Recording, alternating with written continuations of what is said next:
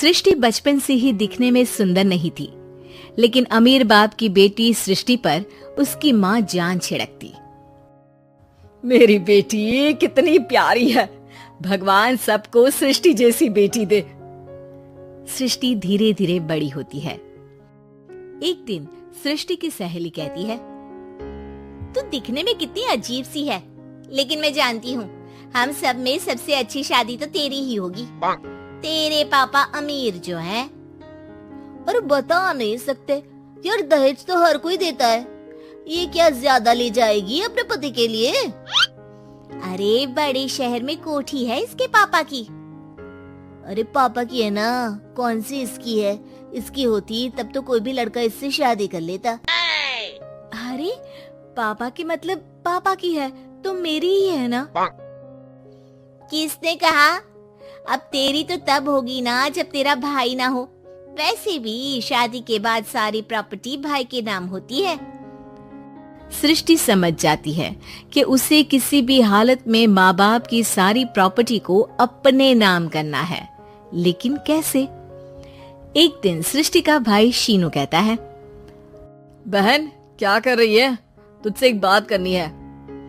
अरे हाँ करना, मैं तो तेरी बहन हूँ। बहन मेरी लाइफ में ना एक लड़की है, बहुत अच्छी है। मैं सोच रहा हूँ माँ और पापा से बात करूँ शादी के लिए। सृष्टि को समझ में आ जाता है कि भाई की शादी होते ही भाभी उसे एक दिन भी घर में बर्दाश्त नहीं करेगी। क्या बात है भाई, बताना कौन है वो? यार वो बहुत अच्छी लड़की है, पढ़ी लिखी है, मेरे साथ जॉब भी करती है। बस एक प्रॉब्लम है। प्रॉब्लम? क्या प्रॉब्लम है भाई? यार वो शादीशुदा है, लेकिन उसके पति ने उसे सिर्फ इसलिए छोड़ दिया क्योंकि उसके माँ बाप दहेज नहीं दे पाए। सृष्टि ये सुनकर न जाने क्यों खुश हो जाती है। अरे भाई तो क्या हुआ, लड़की तुझे तो पसंद है ना? शीनू को लगता है कि बहन उसे समझ रही है। वो इस बात से अनजान होता है कि उसकी बहन की मंशा पूरा घर हड़पने की है। सृष्टि अपनी माँ से कहती है, मम्मी मुझे तो बहुत चिंता है। पता है शीनू क्या कर रहा है? अरे क्या कर रहा है? वो तो काम पर जाता है और वापस घर आता है।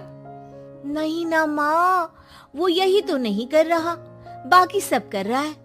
आपको पता है उससे प्यार है, और वो भी एक शादीशुदा लड़की से। ये क्या हो गया? मैं सोसाइटी में क्या मुंह दिखाऊंगी? अरे तेरे पापा तो यही कहेंगे कि मैंने ही उसे बिगाड़ दिया है।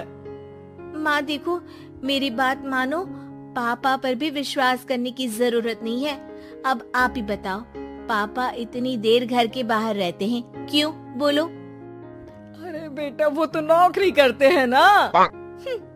तू बहुत भोली है माँ। पापा का ऑफिस तो 7 बजे खत्म हो जाता है, लेकिन देखो कितनी देर से आते हैं। अरे नहीं बेटा, ऐसी कोई बात नहीं है। सृष्टि माँ को एक औरत से बात करते पिता की फोटो दिखाती है। देखो माँ कैसे हैं पापा। मैं ना कहती थी कि पापा सही नहीं है।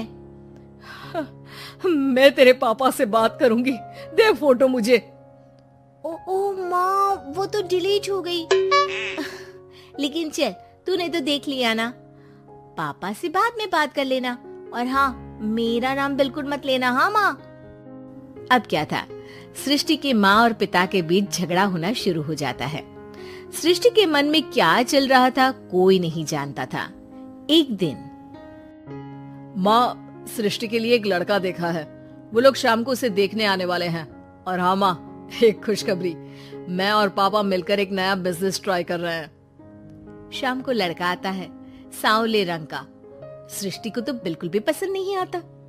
लड़की की माँ कहती है, लड़की का चेहरा तो कोई खास नहीं, लेकिन अगर मेरे बेटे को आप लोग सेटल कर दें तो मैं उसकी शादी आपकी बेटी से करवा दूं। सृष्टि को लड़का बिल्कुल पसंद नहीं था। उसे भाई पर गुस्सा आ जाता है। लड़के वालों के जाने के बाद कहती है, माँ देखा शीनू मेरे लिए कैसा लड़का लेकर आया, न दिखाने लायक न सुनने लायक, सेटल भी नहीं, वो भी हम करे। अरे माँ, मैं जानती हूँ ये मेरी शादी किसी भी घर में क्यों करवाना चाहता है। अरे कैसी बात कर रही है बहन, तूने तो देखा ना, लड़के को मैंने ही मना कर दिया तुझसे शादी के लिए।